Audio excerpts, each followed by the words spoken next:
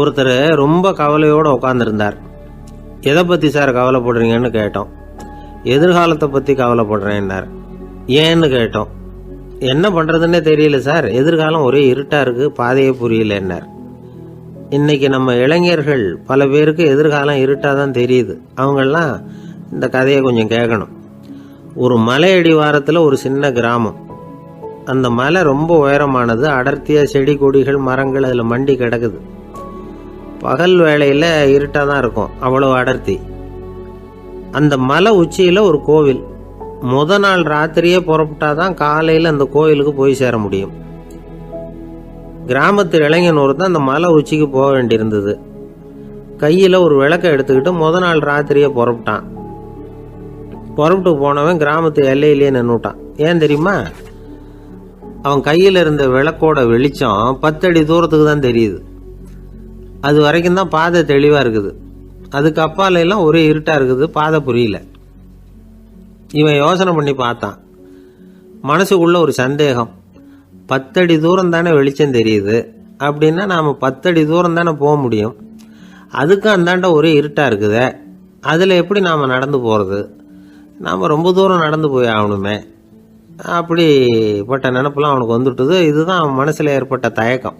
இப்படி யோசிச்சுக்கிட்டே அந்த இளம் ஆசாமி புறப்பட்ட இடத்துலயே நின்றுக்கிட்டு இருக்கிறான். அந்த சமயத்தில் ஒரு வயசான பெரியவர் அந்த பக்கமாக வந்தார். அவர் கையில் இதை விட சின்னதாக ஒரு விளக்கு வச்சுருந்தார். அது எப்படின்னா அது ஒரு 5 அடி தூரத்துக்கு தான் வெளிச்சம் காட்டுது. அவ்வளவு சின்ன விளக்கு. அவரும் மலை உச்சிக்கு போகிறதுக்காக தான் வந்துக்கிட்டு இருக்கிறார். அவரை பார்த்து இவன் கேட்டான், என்ன பெரியவரே, இவ்வளவு சின்ன விளக்க வச்சுக்கிட்டு அவ்வளவு தூரத்துக்கு எப்படி மலையேற போகிறீங்க அப்படின்னு கேட்டான். நீ ஏன் இப்படி தயங்கிட்டே நிற்கிறேன்னு கேட்டார் பெரியவர். என்கிட்ட இருக்கிற விளக்கு 10 அடி தூரத்துக்கு தான் பாதையை காட்டுதுன்னா. இப்போ பெரியவர் சொன்னார், தம்பி, உன் கையில் இருக்கிற விளக்கு கொடுக்குற வெளிச்சத்தை வச்சு நீ முதல்ல 10 அடி தூரம் முன்னாடி போ. 10வது அடியில் போய் நின்றுக்கிட்டு பாரு. மறுபடியும் ஒரு 10 அடி தூரத்துக்கு பாதை தெரியும். இப்படி உன் கையில் இருக்கிற விளக்கு தொடர்ந்து வெளிச்சம் காட்டிக்கிட்டே இருக்கும். நீ முன்னேற முன்னேற அந்த வெளிச்சமும் முன்னேறும். அதனால் எத்தனை கிலோமீட்டர் தூரம் வேணும்னாலும் நீ இந்த 10 அடி தூரம் வெளிச்சத்தை வச்சுக்கிட்டே நீ போயிடலாம், புறப்படு அப்படின்னார். இப்போ தான் அந்த பெரியவர் சொன்னது இளைஞனுக்கு பளிச்சுன்னு புரிஞ்சுதான். உடனே உற்சாகமாக புறப்பட்டான், உச்சிக்கு போய் சேர்ந்தான். இந்த கதையிலேருந்து நாம் புரிஞ்சிக்க வேண்டியது என்ன தெரியுமா? நீண்ட கால திட்டம் ஒன்று போடும் பொழுது நமக்கு முன்னாடி இருக்கிறத மறந்துட்டு மனசை போட்டு குழப்பிக்க கூடாது. உங்கள் கையில் என்ன இருக்கோ அதுலேயே உங்கள் எதிர்காலம் மறைஞ்சிருக்குது. கண் முன்னாடி தெரியறத வச்சு ஆரம்பிங்க, போக போக வழி தானா புலப்படும் அப்படிங்கிறார் ஒரு பெரியவர். பெரிய பயணங்களையெல்லாம் இப்படி தான் நடத்த வேண்டியிருக்கும். ஒவ்வொரு அடியாக எடுத்து வச்சா ஓடி போய் சேர்ந்து விடலாம். மலைச்சி போய் நின்றுட்டா நின்றுக்கிட்டே இருக்க வேண்டியது தான். நம்ம ஆள்லாம் ரொம்ப மோசமான இருக்கிறாங்க. ஒருத்தன் அப்படி தான் நீண்ட தூர பிரயாணம் ஒன்று புறப்பட்டான். ரயில் போய்கிட்டே இருந்தது. கொஞ்சம் தூரம் போச்சு, பாதி வழியில் கையில் வச்சுருந்த டிக்கெட்டை காற்றுல விட்டுட்டான். ஐயோ, என் டிக்கெட்டு போயிட்டுதே அப்படின்னு கத்த ஆரம்பிச்சுட்டான். பக்கத்தில் இருந்த பெரியவர் அவனை பார்த்து பரிதாபப்பட்டு, கவலைப்படாத தம்பி, போனால் போகுது, வேற டிக்கெட் வாங்கிக்கலாம் அப்படின்னு ஆறுதல் சொன்னார். அதுக்கு அவன் சொல்கிறான், சார், நான் அதுக்காக அழலை, அந்த டிக்கெட்டு கிடைச்சாதானே நான் எந்த ஊருக்கு போகணுங்கிறது எனக்கு தெரியும் அப்படிங்கிறான். ஒரு தெருவில் சில சிறுவர்கள் விளையாடிக்கிட்டு இருந்தாங்க. ஏதோ ஒரு உயரமான கல்லை நடுத்தெருவில் வச்சு அதை சுற்றி சுற்றி ஓடி வந்துக்கிட்டு இருக்கிறாங்க. அது என்ன விளையாட்டோ அவங்களுக்கு தான் தெரியும். கொஞ்ச நேரம் அப்படி விளையாடிக்கிட்டு இருந்தவங்க விளையாடி முடிச்சதும் அந்த கல்லை நடுத்தெருவில் அப்படியே விட்டுட்டு அவங்கவுங்க வீட்டுக்கு ஓடி போயிட்டாங்க. அதுக்கப்புறம் அந்த வழியாக 2 பெண்கள் பேசிக்கிட்டே வந்தாங்க. பேச்சு சுவாரஸ்யத்தில் நடுத்தெருவில் இருந்த அந்த கல்லை கவனிக்கலை. காலில் இடிச்சுட்டுது, லேசாக ரத்தம் வந்துட்டுது, வலி தாங்கலை. காலில் இடிச்சுக்கிட்ட பொண்ணு திட்ட ஆரம்பிச்சுட்டுது. வர வர ஊர் உலகம் ரொம்ப கெட்டு போச்சு, யாருக்கும் பொறுப்பே கிடையாது பாரு, இப்படி நடுத்தெருவில் பொறுப்பு இல்லாமல் இப்படி கல்லை போட்டு வச்சுருக்குறாங்களே, இது நியாயமா அப்படின்னு சொல்லி இந்த சமூகத்தை கடுமையாக விமர்சனம் பண்ணிக்கிட்டு அவங்க போயிட்டாங்க. கொஞ்ச நேரம் கழித்து ஒரு வாலிபன் அந்த வழியாக வந்தான். அந்த கல்லை பார்த்தான், நின்னான். ஒரு நிமிஷம் யோசனை பண்ணான், என்ன பண்ணலாம்னு பார்த்தான். தன்னுடைய வீரத்தையும் பலத்தையும் காட்டணும்னு நினச்சான். பின்னாடி போனான். அப்புறம் வேகமாக ஓடி வந்து ஒரு சின்ன ஹை ஜம்ப் அப்படியே துள்ளி குதிச்சான். துள்ளி குதித்து தாண்டி அந்த பக்கமாக போய் விழுந்தான். அப்படியே விசில் அடிச்சுக்கிட்டு அவன் பாட்டுக்கு நடந்து போகிறான். அடுத்தபடியாக ஒரு காதல் ஜோடி அந்த வழியாக வந்தது. நடுத்தெருவில் கல் கண்ணில் பட்டது. அவங்க 2 பேரும் ரொம்ப நெருக்கமாக சேர்ந்து வந்துக்கிட்டு இருக்கிறாங்க. நடுவில் கல் இருக்கிறதுனால கொஞ்ச நேரம் 2 பேரும் விலகி மறுபடியும் இந்த பக்கம் வந்து சேர்ந்து போகணும். கொஞ்ச நேரம் நாம் பிரிய வேண்டி இருக்குதே அப்படின்னு வருத்தத்தோட முணுமுணுத்துக்கிட்டே இந்த பக்கம் வந்தாங்க. அதுக்கப்புறம் வழக்கம் போல் சேர்ந்து அவங்க பாட்டுக்கு எதிர்காலத்தை பற்றி கற்பனை பண்ணிக்கிட்டே போயிட்டாங்க. கடைசியாக அந்த வழியாக பார்வை இல்லாத ஒருத்தர் வந்துக்கிட்டு இருக்கார். அவர் கையில் வழக்கமாக வச்சிருக்கிற அந்த ஊன்றுகோல், கையில் இருக்கிற அந்த ஊன்றுகோலால் தனக்கு முன்னாடி அப்படியும் இப்படியும் அப்படியே தட்டிக்கிட்டு பார்த்துக்கிட்டே அவர் மெதுவாக நடந்து வந்துக்கிட்டு இருக்கிறார். வழியில் இருக்கிற அந்த கல் தட்டுப்பட்டுது. உடனே நடுத்தெருவில் ஒரு கல் இருக்குங்கிறத அவர் புரிஞ்சுக்கிட்டார். உடனே குனிஞ்சார், அந்த கல்லை தடவி பார்த்து எடுத்தார், தெரு ஓரமாக கொண்டுட்டு போய் போட்டார். அதுக்கப்புறம் அவர் பாட்டுக்கு அவர் வழியில் நடந்து போனார். இப்போது இதில் பல பேர் வந்தாங்க போனாங்க. இவங்களில் பார்வை உள்ளவங்க யார், பார்வை இல்லாதவங்க யார்? இப்படி ஒரு கேள்வி கேட்டால் என்ன பதில் சொல்ல முடியும்? கொஞ்சம் யோசிச்சு பார்த்தா இன்னைக்கு பல பேர் இப்படி தான் இருந்துகிட்டு இருக்கிறோம். ஒரு ஆள் பார்க்கறதுக்கு பெரிய மனுஷன் மாதிரி இருக்கார். ஒரு தெரு வழியாக நடந்து வந்துகிட்டு இருந்தார். இருட்டு நேரம். வழியில் ஒரு பெரிய கல் கிடந்தது, கருங்கல். பார்த்தார், கொஞ்ச நேரம் யோசிச்சார். போய் தூக்கி பார்த்தா ரொம்ப கனமாக இருந்தது. இன்னொரு ஆள் சேர்ந்தாதான் தூக்க முடியும். இவர் உடனே ரோட்டோரமாக போய் ஒரு மரத்தடியில் உட்காந்துக்கிட்டார். 2 பக்கமும் பார்த்துக்கிட்டே இருக்கார், யாராவது வர்றாங்களான்னு. கொஞ்ச நேரத்தில் ஒருத்தர் வந்தார், இவருக்கு தெரிஞ்சவர். என்னங்க இந்த நேரத்தில் இங்கே உட்காந்துருக்குறீங்கன்னு கேட்டார் அவர். அதோ அந்த கருங்கல் அப்படின்னு சுட்டி காட்டினார். ஓ, அதை தூக்கி ஓரமாக போடணுமா? வாங்க 2 பேரும் தூக்கலான்னார் வந்தவர். நான் அதுக்காக உட்காந்துருக்கலன்னார் இவர். பின்ன வேற எதுக்காகன்னார் அவர். ஒரு மனுஷன் கருங்கல்லில் காலை இடிச்சுக்கிட்டான்னா எப்படி துள்ளுவான்னு பார்க்கணுங்கிறது எனக்கு ரொம்ப நாளாக ஒரு ஆசை. அதுக்காக தான் உட்காந்துருக்கிறேன் அப்படின்னாராம். ஒரு நாள் ஒரு தகப்பனார் தன்னுடைய பிள்ளைய அழைச்சிக்கிட்டு வந்தார். சார், இவன் சரியாக படிக்க மாட்டேங்கிறான், பெரியவங்களை மதிக்க மாட்டேங்கிறான். நீங்கள் கொஞ்ச நாள் இவனுக்கு குருவாக இருந்து நல்ல விஷயங்களை சொல்லி கொடுத்தா தேவையில்லைன்னார். பெரியவங்களையே மதிக்காதவன் எப்படி என்ன மதிக்க போகிறான் அப்படிங்கிறது நமக்கு யோசனை வரும் இல்லையா? வேணாங்க, என்னை விட்டுருங்க அப்படின்னோம். அவர் விட மாட்டேன்னு விட்டார். இல்லைன்னா அவரே சிஷ்யன் ஆகிடுவார் போல இருந்தது. சரி, வேற வழி இல்லாமல் அந்த பையனையே என்னுடைய சீடை நான் ஏற்றுக்கிட்டு உபதேசம்லாம் பண்ண ஆரம்பித்தோம். அதாவது குரு பக்தின்னா அது எப்படி இருக்கணுங்கிறத பற்றி சொல்லி கொடுத்தோம் அவனுக்கு. சதமகர் அப்படின்னு ஒரு குரு இருந்தார். அவருக்கு ஒரு சீடர். அவன் பேர் துளசி சைதன்யன், நைஷ்டிக பிரம்மச்சாரி. தன்னுடைய குருவுக்கு எந்த நேரத்தில் எது தேவைங்கிறத புரிஞ்சுக்கிட்டு சேவை செய்கிறவன். ஆனால் இவனை பற்றி மற்ற சீடர்களுக்கு பொறாமை வந்துட்டுது. இவன் மட்டும் இப்படி இருக்கானேன்னு உடனே குரு கிட்ட போய் கோல் மூட்டினாங்க. அவன் சரியில்லை, அவன் நடந்துக்கிறது சரியில்லை, அப்படி இப்படின்னு எதையாவது சொல்லி. இருந்தாலும் இதையெல்லாம் அந்த குரு நம்பலை. அவருக்கு தெரியும் யார் யார் எப்படின்னு. துளசி சைதன்யன் பெருமையை மற்ற சீடர்களுக்கு உணர்த்தணும் அப்படின்னு நினைச்சார். அதுக்கு ஒரு வழி பண்ணார். ஒரு நாள் சீடர்களை எல்லாம் கூப்பிட்டுக்கிட்டு ஒரு காட்டு வழியாக போய்கிட்டு இருந்தார். அங்கே ஒரு பெரிய மலை அருவி கொட்டிக்கிட்டு இருந்தது. குரு சீடர்கள் பக்கம் திரும்பினார். இந்த மலையின் மேலே இருந்து அந்த படுபாதாளத்தில் குதிக்கிறதுக்கு உங்களில் யார் தயார் அப்படின்னு கேட்டார். ஒரு சீடனும் வாயை திறக்கலை, ஒதுங்கி நின்றுக்கிட்டாங்க. பின்னாடி மூட்டை முடிச்சோடு வந்துக்கிட்டு இருந்தான் துளசி சைதன்யன். அவனை பார்த்தார். தப்பாருப்பா, நீ மேலே இருந்து அந்த அருவியில் குதி அப்படின்னார். அப்படியே செய்கிறேன் சுவாமின்னா ஓடி போய் பொத்துன்னு குதிச்சுட்டான். அடுத்த கணமே குருநாதர் தன்னுடைய யோக சக்தியால் பறந்து போய் அவன் கீழே விழுந்துடாமல் தாங்கி பிடிச்சி கொண்டுகிட்டு வந்துட்டார். மற்ற சீடர்களுக்கெல்லாம் ஒரு மாதிரி ஆயிட்டுது. அடுத்தபடியாக என்ன பண்ணலாம்னு யோசிச்சாங்க இவனை மாட்டி விடுறதுக்கு. ஒரு நாள் வெத்தலை அடிக்கிற ஒரு சின்ன உரலையும் உலக்கையையும் எடுத்து ஒளிய வச்சுட்டாங்க. சதமகர் சன்னியாசி இல்லை, அவர் வெத்தலை போடுவார். பல்லு சரியில்லை, அதனால் இடித்து தான் வெத்தலையை போடணும். திடீர்னு வெத்தலை பாக்கு கேட்டார். வழக்கமாக உரலில் இடித்து தர்றது தான் துளசியின் பழக்கம். உரலை தேடினா கிடைக்கல, என்ன பண்ணுறது? குரு கேட்டுவிட்டாரே, குரு சேவை தானே முக்கியம்.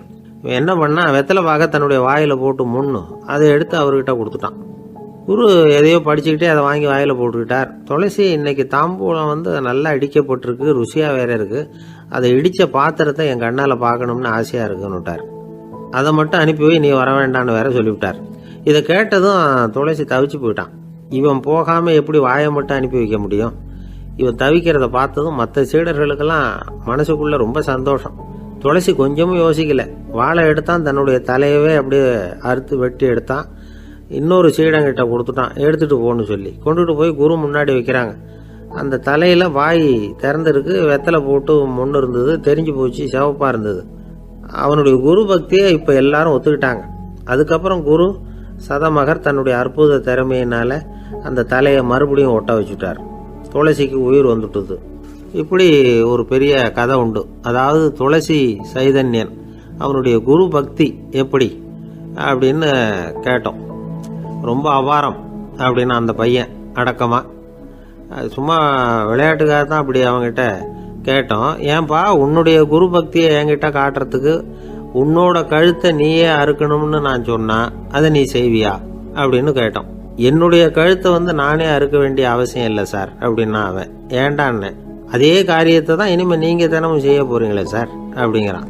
ஆசைப்படுறதுல தப்பு இல்லை, ஆனா அந்த ஆசை தேவைக்கு தகுந்த மாதிரி இருக்கணும். தேவைக்கு மீறிய ஆசைகள் இருக்கு பாருங்க, அது தேவையில்லை. இந்த கருத்தை வலியுறுத்தது மாதிரி ஒரு கதை உண்டு. தேவேந்திரனுக்கு திடீர்னு வீடு கட்டணும்னு ஒரு ஆசை வந்துதான். வீடுன்னா நாம கட்டுற மாதிரி இல்லை. தேவேந்திரன் வீடுன்னா சும்மாவா, ஒரு பிரம்மாண்டமான அரண்மனை கட்டணும். அது மாதிரி இந்த 3 லோகத்திலேயும் ஒரு அரண்மனை கிடையாது அப்படின்னு எல்லாரும் சொல்லணும். இது அவனோட ஆசை. உடனே தேவ தச்சரான விஸ்வகர்மாவை கூப்பிட்டான், உத்தரவு போட்டான். விஸ்வகர்மா தன்னுடைய உதவியாளர்களை எல்லாம் கூப்பிட்டு ஒன்னா சேர்த்துக்கிட்டார். படாத பாடுபட்டு ஒரு பெரிய அரண்மனையை கட்டி முடிச்சார். கட்டி முடிக்க 1000 வருஷம் ஆச்சு. தேவேந்திரன் பார்க்கறான். அவனுக்கு திருப்தி ஏற்படலை. என்னுடைய அந்தஸ்துக்கு இது ரொம்ப சாதாரணமான கட்டிடம், இதை விட இன்னும் பெருசா கட்டு அப்படின்னா. தேவ தச்சர் திணறி போயிட்டார். அவரால் அதுக்கு மேலே எதுவும் செய்ய முடியல. என்ன பண்ணுறதுன்னு யோசனை பண்ணார். நேராக நாரதர் காலில் போய் விழுந்தார். நீங்கள் தான் என்னை இந்த பிரச்சனையிலேருந்து காப்பாற்றணும்னார். நாரதர் யோசனை பண்ணார். சரி கவலைப்படாதேன்னார். நேராக இந்திரன்கிட்ட போனார். இந்திரன் நாரதரை பார்த்த உடனே வாங்கன்னு கூட்டிகிட்டு போய் அரண்மனையை காட்டினான். இது மாதிரி ஒரு அரண்மனையை நீங்கள் வேற எங்கேயாவது பார்த்துருக்குறீங்களா அப்படின்னு ரொம்ப பெருமையாக கேட்டான். நான் பார்த்ததில்லை, ஆனால் என்னை விட வயசில் மூத்தவர் மகரிஷி லோமேசர், அவர் ஒரு வேளை பார்த்துருக்கிறாரா என்னமோ அப்படின்னார். உடனே அவரை மனசில் நினச்சி தியானம் பண்ணினார். அடுத்த கணம் லோமேசர் அங்கே வந்தார். இடையில ஒரு சின்ன துண்டு, கையில் ஒரு கமண்டலம், தலையில் ஒரு பாய், அவ்வளவுதான் அவர்கிட்ட இருந்தது. எதுக்காக தலையில் இந்த பாய் அப்படின்னு கேட்டான் இந்திரன். என்ன மாதிரி அற்ப ஆயுள் உள்ள ஒரு ஜீவன் தனியாக வீடு கட்டிக்கிட்டு திண்டாடணுமா? இந்த பாய் தான் ஒரு வீடு மாதிரி எனக்கு நிழல் கொடுக்குது அப்படின்னார் அவர். என்னது, உங்களுக்கு அவ்வளவு கொஞ்சமான ஆயுளா அப்படின்னு ஆச்சரியத்தோடு கேட்டான் இந்திரன். ஆமாம், இதை பாரு, என்னுடைய மார்பில் ஒரு பொற்காசு அளவுக்கு ரோமம் உதிர்ந்துட்டுது. எப்போ என் உடம்புல உள்ள எல்லா ரோமமும் உதிர்ந்துருமோ அப்போ என்னுடைய ஆயுள் முடியும் அப்படின்னார். எப்போ அந்த ரோமங்கள் பூரா உதிரும்னு கேட்டான் இவன். ஒரு பிரம்மா மறைஞ்சதும் ஒரு ரோமம் உதிரும். என் உடம்புல உள்ள ரோமங்களின் எண்ணிக்கை எவ்வளவோ அவ்வளவு பிரம்மாக்கள் தோன்றி அவங்க ஆயுள் முடியும் பொழுது என் உடம்புல உள்ள ரோமங்கள் பூரா உதிரும் அப்படின்னார். அப்படின்னா ஒரு பிரம்மாவோட ஆயுள் எவ்வளவு காலம்னு கேட்டான். ஒரு பிரம்மாவுக்கு 100 தேவ வருஷம். ஒவ்வொரு தேவ வருஷத்துக்கும் 365 தேவ நாள்.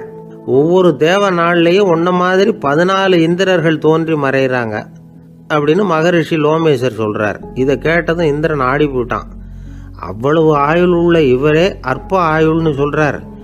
நான் என்னுடைய ஆயுளை பெருசா நினைச்சுக்கிட்டு பிரம்மாண்டமான அரண்மனை கட்டணும்னு ஆசைப்படுறேனே அப்படின்னு நினைச்சான். எனக்கு வீடு கட்டின வரைக்கும் போதும்னு விட்டான். அதனால நாமெல்லாம் நம்முடைய தேவைக்கு தகுந்த மாதிரி ஆசைப்படுறது தான் நியாயம். ஆனால் அப்படியே நடந்துக்கிறோம். மனுஷன் கடவுளையே ஏமாற்றி காசு வாங்கிறதுக்குள்ள ஆசைப்படுறான். ஒருத்தன் கடவுளை நினச்சி தவம் இருந்தான். கடவுள் நேரில் வந்தார். தேவலோகத்தில் ரூபாய்க்கெல்லாம் என்ன மதிப்புன்னு கேட்டான். அங்கெல்லாம் ரூபாய்ங்கிறது உங்கள் பணத்தில் 1 கோடி ரூபாய்க்கு சமம். அதாவது தேவலோகத்தில் 1 ரூபான்னா இங்கே 1 கோடி ரூபா. அது மாதிரி எங்களுக்கு ஒரு நாளுங்கிறது உங்கள் கணக்கில் 1 கோடி வருஷத்துக்கு சமம் அப்படின்னார் கடவுள். அப்படின்னா எனக்கு நீங்கள் அதிகமாக எதுவும் தர வேணாம், உங்கள் கணக்குப்படி ஒரே 1 ரூபா கொடுங்க, அது போதும்னா இவன் ரொம்ப சாமர்த்தியமாக. கடவுள் யோசனை பண்ணார். அது ஒன்றும் கஷ்டம் இல்லை, 1 ரூபா தானே கேட்குற, கொடுத்துட்றேன். ஆனால் இப்போ வரும்பொழுது நான் எடுத்துக்கிட்டு வரல, எங்கள் கணக்குப்படியே 1 நாள் பொறுத்துக்க பணத்தோடு வந்துடுறேன் அப்படின்னு சொல்லிவிட்டு பறந்து போயிட்டார். இயேசுநாதர்கிட்ட ஒருத்தர் கேட்டாராம், இயேசுவே என்னை எவ்வளவு நேசிக்கிறீர்கள் அப்படின்னு. அவர் தன்னுடைய 2 கைகளையும் அகல விரித்து இவ்வளவு என்று சொல்லி சிலுவையில் உயிர் நீத்தார் அப்படின்னு சொல்லுவாங்க. அதாவது அந்த நேசிப்புக்கு எல்லை கிடையாது, அதே போல மன்னிப்புக்கும் எல்லை கிடையாது. இது இயேசுநாதர் சொல்லி கொடுத்த ஒரு பாடம். இயேசுனுடைய சீடர்களில் ஒருத்தன் பீட்டர், அவன் ஒரு நாள் இயேசுநாதர்கிட்ட கேட்டிருக்கான், இயேசுவே, நான் என்னுடைய தம்பிக்கிட்ட அடிக்கடி சண்டை போட்டுக்கிட்டு இருக்கிறேன், என்னுடைய சகோதரன் கூட. அவனை நான் எத்தனை தடவை மன்னிக்கிறது? ஏற்கனவே 7 தடவை அவனை மன்னிச்சுட்டேன் அப்படின்னு சொல்லியிருக்கிறான். அப்போ இயேசு சொன்னாராம், மன்னிக்கிறதுக்கு எத்தனை தடவைங்கிற கணக்கெல்லாம் கிடையாது. எத்தனை தடவை உன்னுடைய சகோதரன் உன்னை கோபப்படுத்துகிறானோ அத்தனை தடவை நீ மன்னிக்கிறதுக்கும் தயாராக இருக்கணும். அதுதான் அப்படின்னு சொன்னாராம். அப்போ இவனுக்கு ஒன்றும் புரியல. இது என்ன, அவன் தப்பு பண்ணிக்கிட்டே இருப்பான், நாம் மன்னிச்சுக்கிட்டே இருக்கிறதா அப்படிங்கிறது மாதிரி குழப்பமாக இருந்திருக்கிறான். அப்போது இயேசுநாதர் தன்னுடைய சீடன் பீட்டர்கிட்ட ஒரு கதை சொன்னாராம். அந்த கதை இன்றைக்கு நாம் எல்லாரும் சிந்தித்து பார்க்க வேண்டிய ஒரு கதை. அதாவது மன்னிப்பை விரும்புகிறவர்கள் மன்னிக்கவும் தயாராக இருக்க வேண்டும் அப்படிங்கிறது தான் அந்த கதையினுடைய தத்துவம். அந்த இயேசுநாதர் சொன்ன கதை என்னன்னா, ஒரு மன்னர் இருந்தார். அவர் ஒரு நாள் அரண்மனையில் உட்காந்து கணக்கு வழக்குகள்லாம் பார்த்துக்கிட்டு இருந்தார். நம்ம அரண்மனையிலேருந்து யார் யார் அரசாங்க கடன் வாங்கியிருக்கிறாங்க, யார் யார் திருப்பி செலுத்தியிருக்கிறாங்க அப்படிங்கிற விவரத்தையெல்லாம் பார்த்துக்கிட்டு இருந்தார். அப்போ தான் புரிஞ்சுது, அந்த அரண்மனையில் வேலை செய்கிற ஒருத்தனே அரசாங்க கடன் வாங்கியிருக்கிறான். எவ்வளவு? 10,000 பொற்காசுகள் வாங்கியிருக்கான் கடன். இந்த 10,000 பொற்காசுகளை திருப்பி செலுத்தலை அரசாங்கத்துக்கு. இது மன்னர் கவனத்துக்கு வந்தது. உடனே நம்ம அரண்மனையில் இருக்கிறவனே அரசு கடன் வாங்கி திருப்பி செலுத்தாமல் இருக்கான், அவனை கூப்பிட்டு வாங்கன்னு சொல்லி கூப்பிட்டுட்டு வந்தாங்களாம். விசாரிச்சிருக்கிறாங்க, என்னப்பா நீ எவ்வளோ ஒன்று? ஆமாங்க, 10,000 பொற்காசுகள் வாங்கியிருக்கிறேன், இன்னும் திருப்பி கட்டலைன்றிருக்கான். உடனே அவர் மன்னர் சொல்லியிருக்கிறார், நம்ம சட்டத்திட்டப்படி நீ உடனே பணத்தை திருப்பி கட்டிடு. அப்படி உன்னால் கட்ட முடியலன்னா உன்னுடைய வீடு வாசல் சொத்து சுகம் எல்லாத்தையும் விற்று அந்த பணத்தை அரசு கருவூலத்தில் சேர்த்துக்கிறதுக்கு நானே ஏற்பாடு பண்ணிடுறேன் அப்படின்னு அந்த மன்னர் சொன்னாராம். இவன் அப்படியே அதிர்ச்சி ஆகிட்டான். அப்படியே பொத்துன்னு காலில் விழுந்தானா, மன்னா என்னை மன்னிச்சுங்க, என்னால் முடியல, எனக்கு மன்னிப்பு கொடுங்க அப்படின்ட்டுருக்கான். உடனே அவர் எழுந்திரிச்சு, சரி நீ மன்னிப்பு கேட்டுவிட்ட, அதனால் உன்னை மன்னிக்கிறேன், நீ பணம் கட்ட வேண்டாம் அப்படின்னு சொல்லி அந்த மன்னர் அவனை விட்டுட்டாராம். பணத்தையும் தள்ளுபடி போட்டார், நீ திருப்பி கட்ட வேண்டான்னு. இவனுக்கு ரொம்ப மகிழ்ச்சி. அதனால் ரொம்ப உல்லாசமாக வந்துகிட்டு இருக்கிறான். தெருவில் வந்துக்கிட்டு இருக்கிறப்ப இவங்கிட்ட கடன் வாங்கின ஒருத்தன் எதுக்கு வந்துக்கிட்டு இருக்கான். அவன் இவங்கிட்ட ஒரு 100 பொற்காசுகள் கடன் வாங்கியிருக்கான். அவன் வந்தான், இவன் போய் அவன் சாட்டையாக பிடிச்சிக்கிட்டான், நீ எப்படா என் கடனை திருப்பி கொடுக்க போகிறேன்னு. அவன் இப்போ முடியல, கொஞ்சம் பொறுத்துக்கா, அப்புறம் தரேன்ருக்கான். அதெல்லாம் முடியாது, நீ கொடுத்து தான் ஆகணும் அப்படின்னு இவன் புடிவமாக சொல்கிறான். இப்போ நிலைமையை பாருங்கள், இவன் ஏற்கனவே 10,000 பொற்காசுகள் அரசாங்கத்தில் கடன் வாங்கினா அதுக்கு மன்னிச்சு விட்டுட்டார் இவனை. ஆனால் இவன் இன்னொருத்தனை மன்னிக்கிறதுக்கு தயாராக இல்லை. இவங்கிட்ட கடன் வாங்கின இன்னொருத்தன் 10 பொற்காசுகள், அவனை மன்னிக்க தயாராக இல்லை. அவனை கொண்டு போய் நீதிமன்றத்தில் கொண்டு போய் நிறுத்தி தண்டனை வாங்கி கொடுத்துட்டான். நீதிபதி என்ன சொன்னார், அந்த இவன் வாங்கின பொற்காசுகளை திருப்பி கட்டுற வரைக்கும் ஜெயிலில் இருக்கணுங்கிறது தீர்ப்பு. ஆனால் உடனே அரசர் காதில் விழுந்தது. சொல்லிட்டாங்க, உங்ககிட்ட மன்னிப்பு வாங்கிட்டு போனானே ஒருத்தன், அவன் இன்னொருத்தனை மன்னிக்கிறதுக்கு தயாராக இல்லை, அவனை கொண்டு போய் ஜெயிலில் அடைச்சிட்டான் அப்படின்னு. உடனே மன்னர் பார்த்தார், இவனை மறுபடியும் கூப்பிட்டு வர சொன்னார். தபாரப்பா, நான் உன்னை மன்னிச்சு விட்டேன், ஆனால் நீ இன்னொருத்தனை மன்னிக்கிறதுக்கு தயாராக இல்லை, அதனால் என்னுடைய தீர்ப்பையும் மாத்துறேன், நீயும் அரசு கடன் தீர்ற வரைக்கும் ஜெயிலில் தான் இருக்கணும் அப்படின்னு சொல்லி ஜெயிலுக்கு அனுப்பிச்சிட்டாராம். இப்படி ஒரு கதையை இயேசுநாதர் தன்னுடைய சீடருக்கு சொன்னதாக ஒரு வரலாறு. அது என்ன, அதிலேருந்து நாம் புரிந்து கொள்ள வேண்டியதுன்னா, நாம் மன்னிக்கப்படணும்னு நாம் விரும்புகிறோம்னா நாம் இன்னொருத்தரை மன்னிக்கிறதுக்கு தயாராக இருக்கணும். அதனால் நாம் இன்னொருத்தரை யாரையும் மன்னிக்க மாட்டோம், ஆனால் என்ன இன்னொருத்தரை மன்னிக்கணும் அப்படிங்கிறது மாதிரி செய்யக்கூடாதுன்னு சொல்லுவாங்க. அது மாதிரி நாம் இப்போ இது தப்பாக புரிஞ்சுக்கிறவங்களும் இருக்கிறாங்க. பாவம் மன்னிப்புங்கிறதெல்லாம் எதுக்குன்னா, அதாவது மறுபடியும் பாவம் செய்யாமல் இருக்கிறதுக்காக தான். அதான் மன்னிக்கிறாரே அப்படிங்கிறதுக்காக மறுபடியும் பாவம் பண்ணிகிட்டு இருக்கிறது இல்லை. அதான் ஒருத்தர் கேட்டாராம், பாவத்திலேருந்து மன்னிப்பு கிடைக்கணும்னா நீ என்ன செய்யணும் அப்படின்னு கேட்டிருக்கார். அதுக்கு அவன் சொல்லியிருக்கிறான், நான் முதல்ல பாவம் செய்யணும், அப்போ தானே மன்னிப்பு கிடைக்கும் அப்படின்னு நானா. இப்படிப்பட்டவர்கள் தான் இன்றைக்கி உலகத்தில் அதிகமாக இருக்கிறாங்க. அதனால் இந்த மன்னிப்பின் மகத்துவங்கிறது இயேசுநாதர்கிட்டேருந்து தான் நாம் புரிஞ்சுக்கணும். அந்த இயேசு சொன்ன அந்த மன்னிக்கிற மனோபாவம் இருந்தால் இன்றைக்கி உலகம் பூராவும் அமைதி பூங்காவாக இருக்கும். அதில் ஒன்றும் ஆச்சரியமே இல்லை, அதில் ஒன்றும் சந்தேகமும் இல்லை. அதனால் மன்னிக்கிற மனோபாவத்தை நாம் எல்லாரும் நமக்குள்ளே வளர்த்து கொள்ள வேண்டும் அப்படிங்கிறது தான் நாம் இன்றைக்கு எல்லோரும் சிந்தித்து பார்க்க வேண்டிய ஒரு செய்தி. என்ன சார், உங்கள் பையன் என்ன செஞ்சுக்கிட்டு இருக்கிறான் இப்போ அப்படின்னு கேட்டார் ஒருத்தர். அடிக்கடி கண்ணாடி முன்னாடி நின்று அழகு பார்த்துக்கிட்டு இருக்கிறான் சார் அப்படின்னாரு அப்பா. இளம் பருவம் இப்படி தான் இருக்கும், அதையெல்லாம் சாதாரணமாக நினச்சிடாதீங்க அப்படின்னாரு அவர். என்ன சார் சொல்கிறீங்க, கண்ணாடி முன்னாடி நின்றுக்கிட்டு நேரத்தை வீணாக்கிக்கிட்டு இருக்கான், அதை ஒரு பெரிய விஷயமா நான் நினைக்கணுமா அப்படின்னாரு இவர். இளம் பருவத்தில் இளைஞர்களுக்கும் சின்ன பொண்ணுங்களுக்கும் அடிக்கடி கண்ணாடியில் பார்க்கணும்னு தோணும். அது வெறுமனே அழகு பார்க்கறது மட்டும் இல்லை, அவங்க தங்களையே தேடி கண்டுபிடிக்கிற ஒரு முயற்சி அது. இது ஒரு மனோதத்துவ விளைவு. இது வரைக்கும் சின்ன பிள்ளையா இருந்துட்டோம், இனிமேல் நாமளும் மற்றவங்க மாதிரி மனிதர்கள் தான் அப்படிங்கிற உணர்வு அவங்களுக்கு வருது. தங்களோட முகம் எப்படி இருக்குது, அழகு எப்படி இருக்குது, உடம்பு நேரம் எப்படி இருக்குது, முடி எப்படி இருக்குது அப்படிங்கிறதையெல்லாம் கண்டுபிடிக்கிறாங்க. அதுக்கப்புறம் இன்னொரு ஆணோ பொண்ணோ தன்னை கவனிக்கணும் அப்படின்னு நினைக்கிறாங்க. இதெல்லாம் மனோதத்துவ உண்மைகள், இதெல்லாம் இயற்கை. இதை பார்த்துட்டு பெற்றவங்க பிள்ளைங்க கெட்டு போட்டாங்க அப்படின்னு நினைக்கக்கூடாது, அவங்கள திட்டிகிட்டே இருக்கக்கூடாது. இன்றைக்கி பல குடும்பங்களில் இதுதான் நடந்துக்கிட்டு இருக்குது. மனுஷ வாழ்க்கையிலேயே இப்படியும் இல்லாத அப்படியும் இல்லாத ஒரு பருவம் இளம் பருவம். 13லேருந்து 19 வயசுக்கு உட்பட்ட ஆண்கள் பெண்கள் இந்த வகையை சேர்ந்தவங்க, டீனேஜ் குரூப். இவங்களை சின்னவங்கன்னு நினச்சிட முடியாது, பெரியவங்கன்னு நினச்சிட முடியாது. இவங்க ரொம்ப சென்சிட்டிவ். சமூகம் நினச்சா இவங்களை நல்லவங்களாகவும் ஆக்கலாம், கெட்டவங்களாகவும் ஆக்கலாம். கொஞ்சம் அக்கறை எடுத்துக்கிட்டால் பெரிய பெரிய மேதைகளையும் விஞ்ஞானிகளையும் உருவாக்கலாம். ஆனால் நடக்கிறது என்ன தெரியுமா, அநேகமாக இவங்களை யாருமே சரியாக புரிஞ்சுக்கிறது இல்லை, இவங்களை சரியாக நடத்துறதும் இல்லை. இது வரைக்கும் நாம் சொல்கிறத கேட்டுக்கிட்டு இருந்தான், இப்போல்லாம் அவன் இஷ்டத்துக்கு நடக்க ஆரம்பிச்சுட்டான் அப்படின்னு வருத்தப்படுற பெற்றோர்கள் அதிகம். இது வருத்தப்படுற விஷயம் இல்லை, சந்தோஷப்பட வேண்டிய விஷயம்.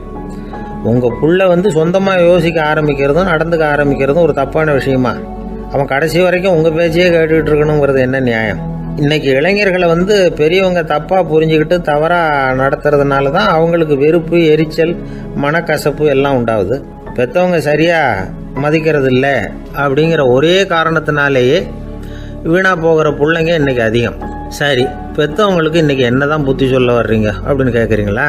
நாம் எதையும் சொல்ல வரல, ஆனால் அது சம்பந்தமான சில நிபுணர்கள் சொல்லியிருக்கிறத உங்கள் காதில் போட்டு வைக்கலாம். அது என்னென்னா, பிள்ளைங்க கிட்ட அன்பு செலுத்துங்க. குழந்தையா இருந்தப்போ எவ்வளவு பாசமாக இருந்தீங்க, வளர வளர அதை ஏன் குறைச்சிக்கிறீங்க? பெற்றவங்களின் அன்பான வார்த்தைகளுக்கு ஏங்குறவங்க தான் இன்றைய இளைஞர்கள். அவங்க எதை சொன்னாலும் அதை அக்கறையாக காது கொடுத்து கேளுங்க, அலட்சியப்படுத்தாதீங்க. அவங்க விரும்புறது உங்ககிட்ட இருந்து ஒரு மதிப்பு, மரியாதை, அங்கீகாரம், இவ்வளவுதான். அவங்க அவங்களாவே முடிவுகள் எடுக்கட்டும், அதுக்கு நீங்கள் உதவியாக இருங்க, அது போதும். மற்றவங்க முன்னாடி, முக்கியமாக அவங்க நண்பர்கள் முன்னாடி அவங்கள பற்றி மட்டமாக பேசாதீங்க. அவங்கக்கிட்ட பொய் சொல்லக்கூடாது. நீங்கள் சொன்னது பொய்ன்னு தெரிஞ்சு போச்சுன்னா உங்கள் பேரில் அவங்களுக்கு இருக்கிற மதிப்பு போயிடும், நம்பிக்கை போயிடும். அவங்களுக்கு முன்னாடி நீங்கள் சண்டை போடக்கூடாது. உங்கள் பிள்ளைய எப்பவும் இன்னொரு பிள்ளையோட ஒப்பிட்டு பேசுகிற வேலையே வேணாம். கூட பிறந்த மற்றவங்களோட கூட ஒப்பிடக்கூடாது. இப்படி செஞ்சால் அவன் உங்ககிட்டையும் பிரியமாக இருக்க மாட்டான், அவங்ககிட்டையும் பிரியமாக இருக்க மாட்டான். புள்ள எங்கே போகிறான், என்ன பண்ணுறான் அப்படின்னுலாம் துப்பறிஞ்சிக்கிட்டு இருக்கக்கூடாது. இளைஞர்கள் தனிமையை விரும்புகிறவங்க. அவங்கள பெட்டியில் வச்சு மூடி பாதுகாக்கணும்னு நினைக்கக்கூடாது. அவங்கள எப்படி பாதுகாக்கிறது அப்படிங்கிறது அவங்களுக்கே தெரியும். உங்கள் புள்ள எப்படி நடந்துக்கணும்னு நீங்கள் எதிர்பார்க்குறீங்களோ அது மாதிரி நீங்கள் நடந்து காட்டுங்க, அது போதும். ஒரு வீட்டில் அப்பாவும் அம்மாவும் பேசிக்கிட்டு இருக்கிறாங்க. என்னங்க, நம்ம பொண்ணு பெரியவளாயிட்டா, அடிக்கடி கண்ணாடி முன்னாடி போய் நின்றுக்கிட்டு இருக்கிறா, சீக்கிரமாக ஒரு பையனை பார்த்து கல்யாணத்தை முடிக்காமல் இப்படி மசன்னு கல் மாதிரி உட்காந்துருக்குறீங்களே அப்படின்னு சத்தம் போட்டாங்க அந்த அம்மா. அவசரப்படாத, பார்க்கறதுக்கு கண்ணுக்கு அழகாக லட்சணமாக புத்திசாலியாக ஒரு பையன் கிடைக்க வேணாமா, அதுதான் பார்த்துக்கிட்டு இருக்கிறேன் அப்படின்னார் அப்பா. இதுக்கு அந்த அம்மா சொல்கிறாங்க, எங்கள் அப்பா இப்படியெல்லாம் நினச்சிக்கிட்டு இருந்திருந்தா எனக்கு கல்யாணமே ஆயிருக்காது தெரியுமா அப்படின்னாங்களாம். ஒரு வயசான அம்மா தெரு வழியாக போயிட்டு இருந்தாங்க. அவங்க கையில் எண்ணத்தையோ வச்சுக்கிட்டு அதை அடிக்கடி பார்த்துக்கிட்டே இருந்தாங்க. ஒருத்தன் மெதுவாக அவங்கக்கிட்ட போய் கையில் இருக்கிறது என்ன அப்படின்னு எட்டி பார்த்தா அவங்க கையில் 4 பல் இருந்துதான். இவன் ஆச்சரியமாக அந்த அம்மாவை பார்த்தான். ஏம்மா, உனக்கு என்ன பைத்தியமா, ஏது இந்த பல், இதை என்னத்துக்காக கையில் வச்சுக்கிட்டு அலைஞ்சிக்கிட்டு இருக்கிற அப்படின்னு கேட்டிருக்கான். அதுக்கு அந்த அம்மா விவரம் சொல்ல ஆரம்பித்தாங்களாம். இதை பாருப்பா, எனக்கு ஒரு மகன் இருந்தான், அவனை ரொம்ப செல்லமாக வளர்த்தேன். அவனை தரையிலேயே நடக்க விடுறதில்ல, எப்பவும் தூக்கி வச்சுக்கிட்டு இருப்பேன். அவன் நல்லா பெரியவனாகி பள்ளிக்கூடம் போகிறப்ப கூட அவன் புஸ்தக மூட்டையை நான் தான் சுமந்துக்கிட்டு போவேன். பார்க்குறவங்க கூட கேலி பண்ணுவாங்க, ஏம்மா படிக்க போகிறது நீயா உன் பிள்ளையான்னு கேட்பாங்க. அவன் இன்னைக்கு எவ்வளவோ பெரிய மனுஷன் ஆகிட்டான், வெளிநாட்டில் பெரிய உத்தியோகத்தில் இருக்கான். சமீபத்தில் இங்கே வந்துட்டு போனான். ஒரு நாள் ஏதோ கோபத்தில் என்ன அரைஞ்சுட்டான். அப்போ இந்த 4 பல்லும் கீழே விழுந்துட்டுது. இன்னமும் கூட விழுந்திருக்கும், ஆனால் பல்லு தான் இல்லை. என் புள்ள அரைஞ்சதுனால விழுந்த பல்லு இல்லையா அது, அதனால் இதை எப்பவும் என் கையிலேயே வச்சுக்கிட்டு ஆசையோடு பார்த்துக்கிட்டு இருக்கிறேன். அவன் தான் வெளிநாட்டுக்கு போட்டான், அவனை பார்க்க முடியாத ஏக்கத்தை நான் இந்த பல்லை பார்த்து போக்கிக்கிறேன் அப்படின்னு நாங்களாம் அந்த அம்மா. இந்த கதை எதுக்காகன்னா, தாய் அன்பு அப்படிங்கிறது எப்படிப்பட்டதுங்கிறத புரிஞ்சுக்கிறதுக்காக. கல்யாணம் ஆனதுக்கு அப்புறம் தாயை மறந்து விடுறவங்க எத்தனை பேர் இந்த உலகத்தில்? அவங்க காதில் வேணுங்கிறதுக்காக தான் இந்த தகவல். ஆனால் ஒரு விஷயம் மட்டும் நல்லா புரிஞ்சுக்கணும், தாயை மதிக்க தெரிஞ்சவங்க தான் இன்றைக்கி வாழ்க்கையில் எல்லா விதத்துலேயும் முன்னுக்கு வந்திருக்கிறாங்க. வேணும்னா விசாரித்து பார்த்துக்குங்க. இன்னொரு அம்மா இருந்தாங்க. அவங்க தினமும் ஒரு கோயிலுக்கு வருவாங்க. சாமியை பார்த்து, கடவுளே நான் இறந்து போனால் நரகத்துக்கு போகணும் அப்படின்னு வேண்டிக்குவாங்களாம். எல்லோரும் சொர்க்கத்துக்கு போகணும்னு தானே கடவுள்கிட்ட வேண்டிக்குவாங்க. இந்த அம்மா தினம் நான் நரகத்துக்கு போகணும் அப்படின்னு வேண்டிக்கிறாங்க. அங்கேருந்து அர்ச்சகருக்கு இது சந்தேகம். ஒரு நாள் அதை நேரடியாகவே அவங்கக்கிட்ட கேட்டுவிட்டார். அதுக்கு அந்த அம்மா பதில் சொன்னாங்களாம், ஐயா, எனக்கு கல்யாணம் ஆகி ரொம்ப நாள் வரைக்கும் குழந்தை பாக்கியம் இல்லாமல் இருந்தது. கோயில் குளம் எல்லாம் சுற்றி வந்தேன். ரொம்ப நாள் கழித்து ஒரு குழந்தை பிறந்தது, ஆண் குழந்தை. அவனை நான் ரொம்ப செல்லம் கொடுத்து வளர்த்தேன். அதோட விளைவு என்ன ஆச்சுன்னா, அவன் ரொம்ப மோசமாக ஆகிட்டான். கெட்ட பழக்க வழக்கம்லாம் கற்றுக்கிட்டான். அவன் இறந்து போனால் நிச்சயம் அவனுக்கு நரகம்தான் கிடைக்கும். அந்த அளவுக்கு கெட்டவன் அவன். அப்படிப்பட்ட காரியங்கள்லாம் பண்ணிகிட்ருக்கான், எனக்கு தெரியும். இவனுக்காக நரகத்தில் கூட யாரும் தயவு காட்ட மாட்டாங்க, தாட்சண்யம் காட்ட மாட்டாங்க. அதனால் இவனுக்கு முந்தி நான் இறந்து நரகத்துக்கு போயிட்டா அங்கே இவனை கவனிச்சிக்கலாமே, இவனுக்கு பணியோட செய்யலாமேன்னு பார்க்குறேன் அப்படின்னு நாங்களாம். அதனால தான் நான் நரகத்துக்கு போகணும்னு தினம் ஆண்டவனை வேண்டிகிட்டு இருக்கிறேன் அப்படின்னு கண்கலங்கி அந்த அம்மா சொன்னாங்களாம். அதுதான் தாய் உள்ளம்ங்கிறது. தாயின் பெருமையை சரியாக உணர்ந்துட்டா அவங்களுக்கு எப்பவும் எந்த கஷ்டமும் வராது. இது ஏதோ உபதேசத்துக்காக சொல்கிற வார்த்தை இல்லை, உண்மையான வார்த்தை. இந்த விவரத்தையெல்லாம் நண்பர் ஒருத்தர்கிட்ட சொல்லிகிட்டு இருந்தேன். அவர் கொஞ்ச நாள் கழித்து என்னை தேடி வந்தார். அவர் கையிலேயும் 4 பல்லு வச்சுருந்தார். என்னங்க ஆச்சு, ஏதுங்க அந்த பல்லு அப்படின்னு விசாரித்தோம். உங்கள் உபதேசத்தை கேட்டுவிட்டு இந்த உலகத்தில் எல்லாரையும் தாயாக நினைக்க ஆரம்பிச்சிட்டேன். ஒரு அம்மாவை கடத்தரில் பார்த்து தாயேன்னு கூப்பிட்டேன். அவங்க உடனே பலார்னு என்னை அரைஞ்சிட்டாங்க. பல்லு விழுந்துட்டுது. அதை தான் பொறுக்கி எடுத்துக்கிட்டு நேராக உங்களை தேடி வந்துக்கிட்டு இருக்கிறேன்னார். தாயேன்னு தானே கூப்பிட்டீங்க, அதுக்கு ஏன் அரைஞ்சாங்க அப்படின்னு கேட்டோம். நான் தாயேன்னு கூப்பிட்டது அவங்க காதில் நாயேன்னு விழுந்துட்டு தான், அதுதான் அப்படி ஆயிட்டுது அப்படின்னார். ஒரு ஆஃபீஸில் வேலை பார்க்குற ஒருத்தர் ஏதோ தப்பு பண்ணிவிட்டார். உடனே மேல் அதிகாரி அவரை கூப்பிட்டு அனுப்புனார். நீ செஞ்சது தப்புன்னார் கோபமாக. இது ஒரு ரகம். சில அதிகாரிகள் இப்படி நீங்கள் செஞ்சது தப்புன்னு சொல்கிறதில்ல, நீங்கள் செஞ்சது சரி அப்படின்னு சொல்கிறதில்ல. எப்படி சொல்லுவாங்கன்னா, நீங்கள் செஞ்சது சரியில்லைன்னு நான் நினைக்கிறேன் அப்படின்னு சொல்லுவாங்களாம். அதாவது சில பேர் நீங்கள் செஞ்சது தப்புங்கிறாங்க, அதையே மாற்றி சொல்கிறாரு இவர், நீங்கள் செஞ்சது சரியில்லைன்னு நினைக்கிறேன். இது ரெண்டும் அர்த்தம் ஒன்று தான், இருந்தாலும் வார்த்தைகள் வித்தியாசம். நிர்வாக திறமை இல்லாத ஒரு அதிகாரி யூ ஆர் ராங் அப்படின்னு சொல்லுவாராம். நிர்வாக திறமை உள்ள அதிகாரியாக இருந்தால் அதையே கொஞ்சம் மாற்றி I think you are not correct அப்படிம்பாராம். இதுதான் வித்தியாசம். இருந்தாலும் வார்த்தைகளை உபயோகப்படுத்துகிற விதத்தை வச்சு தான் வேலை நல்லா நடக்கிறதும் நடக்காததும் இருக்குது. விவரம் தெரிஞ்சவங்க என்ன சொல்கிறாங்க தெரியுமா? Be a leader not a boss அப்படிங்கிறாங்க. ஒரு லீடராக பாஸாக இருக்காதே அப்படிங்கிறாங்க. சரி, அப்படின்னா லீடருக்கும் பாஸுக்கும் வித்தியாசம் உண்டா அப்படின்னு கேட்டால் இருக்குன்னு சொல்கிறாங்க. லீடருங்கிறவர் வேறு, பாஸுங்கிறவர் வேறு. ஒரு லீடர் எப்படி நடந்துக்குவார், ஒரு பாஸ் எப்படி நடந்துக்குவார், இதை முதல்ல நாம் தெரிஞ்சுக்கணும். அவங்க எப்படி நடந்துக்குவாங்க அப்படிங்கிறதுக்கு சில விவரங்கள் இருக்குது. அதை கேட்டோம்னா நாம் புரிஞ்சுக்கலாம் அதை. அதாவது பாஸுங்கிறவர் விரட்டிக்கிட்டே இருப்பார், லீடருங்கிறவர் ஊக்கப்படுத்திக்கிட்டே இருப்பார். நாளைக்கு சாயந்தரத்துக்குள்ளே அந்த வேலையை செஞ்சு முடிக்கலைன்னா தொலைச்சி விடுவோம் தொலைச்சி அப்படிம்பார் அவர். இவர் எப்படி சொல்லுவார்னா, இது வரைக்கும் நீங்கள் செஞ்சுருக்கிற வேலை ரொம்ப அற்புதம் அப்படிம்பார். பாஸுங்கிறவர் அதிகாரத்தை நம்பி செயல்படுறவர், லீடருங்கிறவர் நல்லெண்ணத்தை நம்பி செயல்படுறவர். நம்மக்கிட்ட அதிகாரம் இருக்குது, பவர் இருக்குது, அதனால் காரியத்தை சாதிச்சுடலாம் அப்படின்னு நினைக்கிறவர் அவர். மற்றவங்கக்கிட்ட ஒரு நல்ல அபிப்பிராயத்தை சம்பாதிச்சுக்கிட்டு அது மூலமாக காரியங்களை சாதிக்கிறவர் இவர். பாஸுங்கிறவர் பயத்தை உண்டு பண்ணுவார், லீடருங்கிறவர் அன்பை பரவ செய்வார். அதை செய்யலைன்னா ஆடிட்டில் தகராறாயிடும், இது செய்யலைன்னா இன்க்ரிமெண்ட்டு கட் ஆகிடும், இப்படி ஏதாவது சொல்லி பயமுறுத்திக்கிட்டே இருப்பார் அவர். இவர் அப்படி இல்லை. உடம்பு இப்படி இருக்குது, வீட்டில் எல்லோரும் சௌக்கியமாக இருக்கிறாங்களா, ஆஃபீஸில் எல்லாம் வசதியாக இருக்குதா, நான் ஏதாவது உதவி செய்யணுமா அப்படின்னு அன்புக்கு முக்கியத்துவம் கொடுப்பார். பாஸுங்கிறவர் எதுக்கு எடுத்தாலும் நான் சொல்லிகிட்டு இருப்பார். லீடருங்கிறவர் நாமன்னு சொல்லிகிட்டு இருப்பார். பாஸுங்கிறவர் தப்புக்கு காரணம் யாருன்னு பார்ப்பார். லீடருங்கிறவர் தப்பு என்னன்னு பார்ப்பார். இதுதான் ரெண்டு பேருக்கு வித்தியாசம்.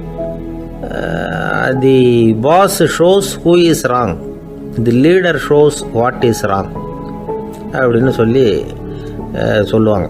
இந்த காரியம் எப்படி செய்யப்பட்டிருக்கு அப்படின்னு தெரிஞ்சுக்கிறவர் பாஸ். இந்த காரியத்தை எப்படி செய்யணும்னு செஞ்சு காட்டுறவர் லீடர். பாஸுங்கிறவர் பணியாளர்களை திட்டுவார். லீடர் மரியாதைக்குரியவராக நடத்துவார். அதுக்குரியவராக அவர் நடந்துக்குவார். செய்கிற வேலையை ஒரு சுமையாக நினைக்க வைக்கிறவர் பாஸ். செய்கிற வேலையை ஒரு சந்தோஷமாக ஆக்கிறவர் லீடர். ஒரு முதலாளியாக இருக்கிறவர் அல்லது ஒரு நிர்வாகியாக இருக்கிறவர் இது மாதிரியான நுணுக்கங்களை எல்லாம் தெரிஞ்சு வச்சுக்கிறது நல்லது. ஒரு பாஸ் இருக்கார். அவர் ஒரு நாள் ரொம்ப பெருமையாக தன்னோட ஆஃபீஸை பற்றி பேசிக்கிட்டு இருந்தார். எனக்கு கீழே 200 பேர் வேலை செய்கிறாங்க சார். நான் ஒரு கோடு கிழிச்சா அவங்க அதை தாண்டாத அளவுக்கு நான் நடந்துக்கிறேன் சார் அப்படின்னார் அவர். அது எப்படி முடியுது உங்களால் அப்படின்னு கேட்டோம். நான் கோடே கிழிக்கிறது இல்லை சார் அப்படின்னார். ஒருத்தர் மனசில் நிம்மதி இல்லாமல் உட்காந்துருந்தார். என்ன சார் விஷயம் அப்படின்னு விசாரித்தேன். அகலக்கால் வச்சுட்டேன், அதுதான் அவதிப்படுறேன்னார். விவரமாக சொல்லுங்கன்னு. வீடு கட்டணும்னு ஆரம்பித்தேன், வேலை பாதியிலேயே நிற்கிது, கையில் பணம் இல்லை அப்படின்னார். இது மாதிரி ஆசாமிகள் பல பேரை நீங்கள் பார்த்துருக்கலாம். இவங்கெல்லாம் சுலபமாக மன அழுத்தத்துக்கு ஆளாயிடுறாங்க. மன உளைச்சல், அதாவது ஸ்ட்ரெஸ் அப்படின்னு சொல்கிறோமே, அதுக்கு அடிப்படையான சில காரணங்கள் உண்டு. அதாவது மிகையாக திட்டமிடுதல் அப்படிங்கிறதும் ஒரு முக்கியமான காரணம். நடைமுறை சாத்தியம் என்னங்கிறத மனசில் வச்சுக்கிட்டு எந்த திட்டத்தையும் தீட்டணும், அப்போ தான் அது சரியாக வரும். ரெண்டாவது காரணம் என்ன தெரியுமா? ஒரே நேரத்தில் பல்வேறு செயல்களில் ஈடுபடுறது.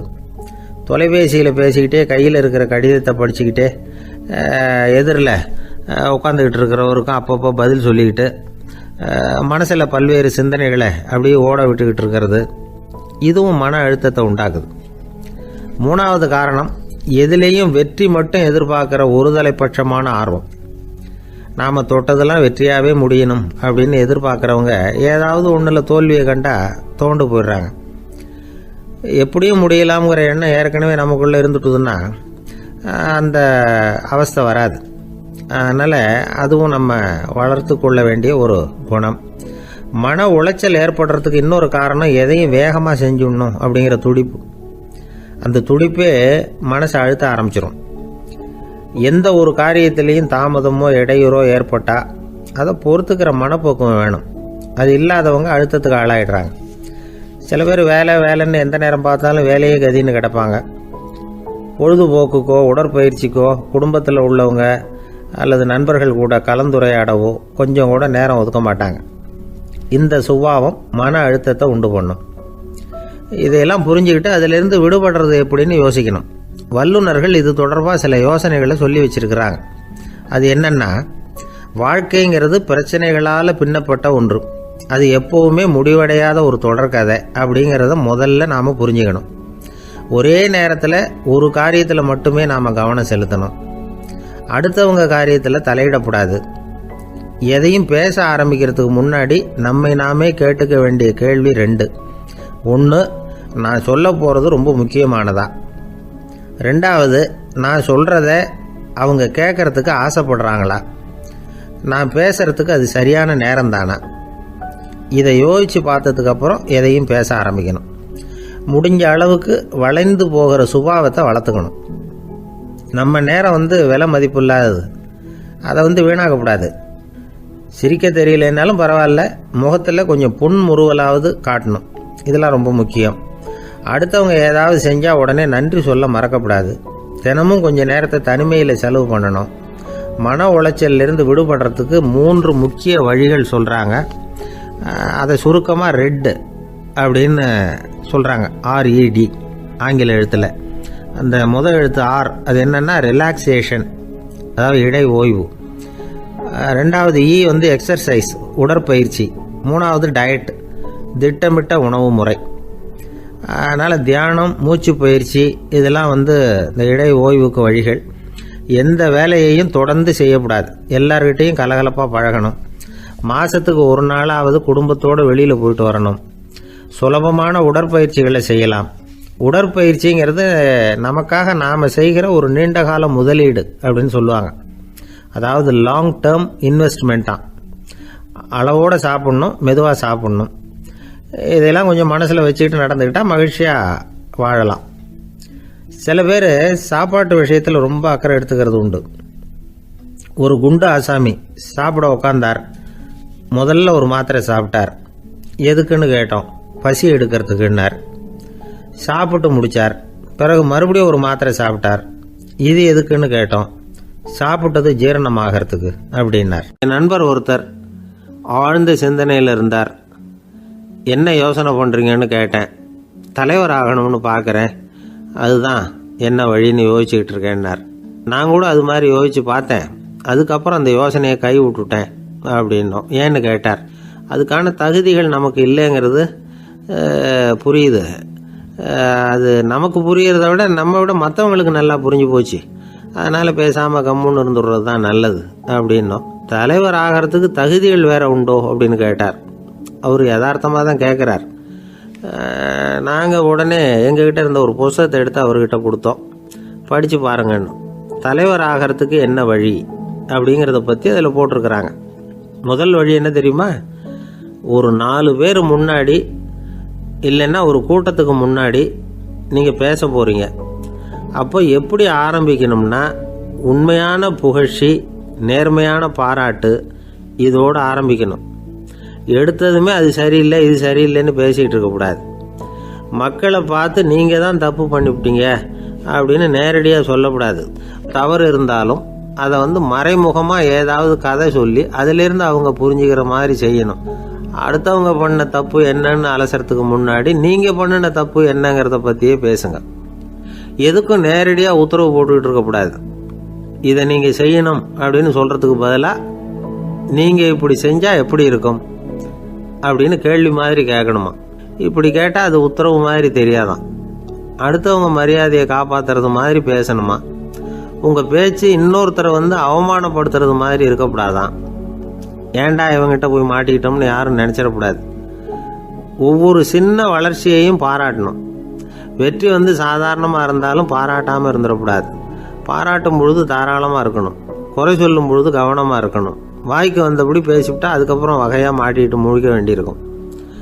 நீங்கள் பேசுகிறது இன்னொருத்தருக்கு ஒரு கௌரவத்தையும் மரியாதையும் உண்டு பண்ணுறது மாதிரி இருக்கணும். நீங்கள் பேசுகிறது அடுத்தவங்களுக்கு இருக்கிற கொஞ்ச நெஞ்ச மரியாதையும் எடுத்து விடுறது மாதிரி இருக்கக்கூடாது. உங்கள் பேச்சை கேட்டால் கேட்குறவங்களுக்கு ஒரு ஊக்கம் வரணும், உற்சாகம் வரணும். தவறு எதுவாக இருந்தாலும் அதை சுலபமாக திருத்திக்கலாம், சரி பண்ணிக்கலாங்கிறது மாதிரி இருக்கணும் உங்கள் பேச்சு. அடுத்தவங்களை சந்தோஷப்படுத்துங்க. உங்கள் யோசனையை கேட்டு நடந்துக்கிறதுனால அந்த சந்தோஷம் அவங்களுக்கு கிடைக்கணும். இந்த தகுதியெல்லாம் உங்ககிட்ட இருந்தால் நீங்கள் ஒரு சிறந்த தலைவராகலாம் அப்படின்னு அந்த புஸ்தகத்தில் போட்டிருக்கு. இந்த காலத்தில் தலைவர் ஆகிறதுக்கு வேறு சில தகுதிகள்லாம் கூட தேவைப்படுது. ஒரு புள்ள தன்னுடைய அப்பா கிட்ட, அப்பா உன்ன மாதிரியே நானும் அரசியலில் சேரணும், தலைவர் ஆகணும்னு ஆசைப்படுறேன், இன்னையிலேருந்து எனக்கு அரசியல் பாடம் கற்றுக் கொடு அப்படின்னு கேட்டிருக்கான். அவரும் சரின்னு சொல்லிவிட்டு ஒரு பெரிய ஏணியை எடுத்துகிட்டு வந்தாரான். ஒரு செவுத்தில் சாத்தினார். இந்த ஏணியில் ஏறி உயர போய் அங்கே பரன் மேலே இருக்கிற ஒரு புத்தகத்தை எடுத்துகிட்டு வாடான் இருக்கார். மகனை பார்த்து, அப்பா ஏணி ரொம்ப உயரமாக இருக்குது, நீ ஜாக்கிரதையாக இதை பிடிச்சிக்கோ, நான் ஏறி போகிறேன் அப்படின்னு நான் பையன். பயப்படாத, நான் பார்த்துக்கிறேன்னார் அப்பா. பையன் ஏணியில் ஏறினா உச்சிக்கு போனதும் அப்பா கையை எடுத்துட்டார். ஏணி அப்படியே சரிஞ்சுட்டுது. பையன் பொத்துன்னு கீழே விழுந்துட்டான். இடுப்பு பிடிச்சிக்கிட்டே எழுந்திரிச்சான். என்னப்பா இது, இப்படி என்னை ஏற விட்டுட்டு கையை விட்டுட்டியே, இப்படி கை விடலாமா அப்படின்னு கத்தியிருக்கான். அப்பா நிதானமாக சொன்னாராம், அவசரப்படாதேப்பா, அரசியலில் இதுதான் முதல் பாடம், பெத்த அப்பனாக இருந்தாலும் அவனை நம்பாதே அப்படின்னு உபதேசம் பண்ண ஆரம்பிச்சாராம். என்னுடைய நீண்டகால நண்பர் ஒருத்தர் வருஷம் தவறாமல் திருநள்ளாறு அப்படிங்கிற திருத்தலத்துக்கு போயிட்டு வர்றது வழக்கம். அங்கே என்ன சார் விசேஷம்னு கேட்கறது உண்டு. என்ன இப்படி கேட்குறீங்க, சனி பகவான் நலன் விருப்பப்படி அங்கே தானே எழுந்தருளி இருக்கிறார், அவரை போய் பார்த்து ஒரு கும்பிடு போட்டுட்டு வந்தா நம்ம பிடிச்சிருக்கிற சனியெல்லாம் விலகும் அப்படிம்பார்.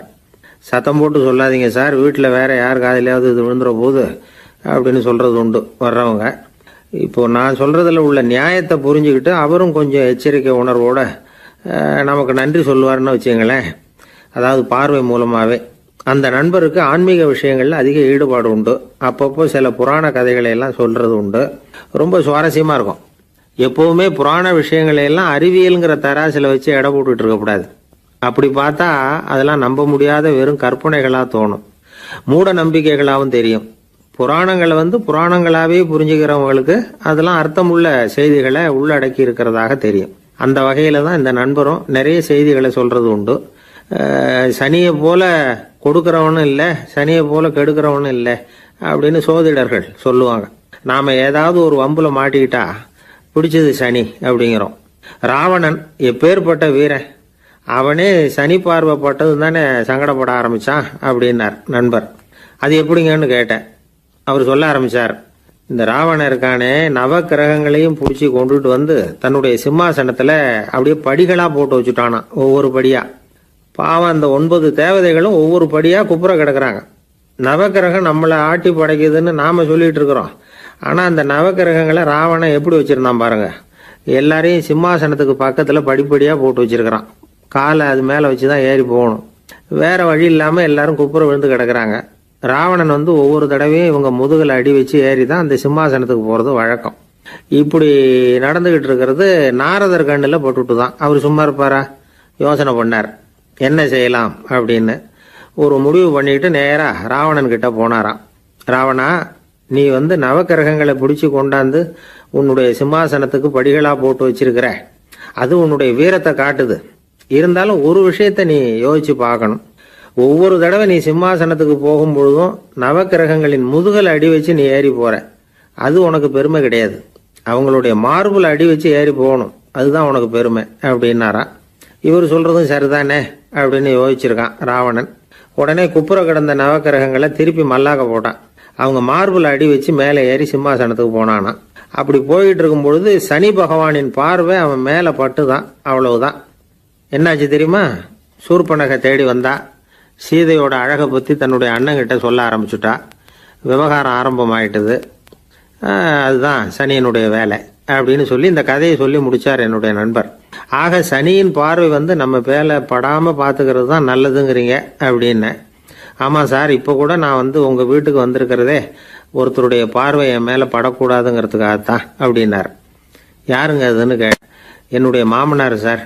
அவசரத்துக்கு அவர்கிட்ட கொஞ்சம் கடன் வாங்கிவிட்டேன். நம்ம மாப்பிள்ளை தானேன்னு சொல்லி அவரு விட்டு கொடுக்கறதுக்கு தயாரா இல்லை. இன்னைக்கு இப்ப அவரு எங்க வீட்டுக்கு வரக்கூடிய நேரம், அதுதான் அவர் பார்வையிலிருந்து படாம தப்பிக்கலாங்கிறதுக்காக இங்க வந்துட்டேன் அப்படின்னார். பார்வை படணும்னு இருந்தா பட்டுத்தான் தீரும் போல இருக்கு அப்படின்னா. என்ன சார் சொல்றீங்கன்னார் ஒன்னும் புரியாம. நீங்க இங்கதான் வருவீங்கன்னு அவருக்கு ஏற்கனவே தெரியும் போல இருக்கு. அதனால உங்களுக்கு முன்னாடியே உங்க மாமனார் இங்க வந்துட்டார். அதுவும் அந்த பீரோவுக்கு பக்கத்துலதான் பின்னாடி மறைஞ்சு நின்றுட்டு இருக்கிறார் அப்படின்னு. ஒரு பள்ளிக்கூடம், அதுல வசதியான வீட்டுக்குள்ள ஒருத்தன் படிச்சுக்கிட்டு இருந்தான். இன்னொரு ஏழை பையனும் அங்க படிச்சுக்கிட்டு இருக்கிறான். இவங்க 2 பேரும் ஒரே தெருவில் தான் இருக்கிறாங்க. பணக்கார வீட்டு பையன் பங்களாவில் இருந்தான். அவனுக்கு வேலை செய்யறதுக்காக சில வேலை ஆட்கள் உண்டு. அதனால அவன் நல்லா சாப்பிடுவான், தூங்குவான். ஏதோ வரணுமேங்கிறதுக்காக பள்ளிக்கூடத்துக்கு வருவான், போவான், அவ்வளவுதான். இந்த ஏழை பையன் இருக்கானே, அவன் அப்படி இல்லை.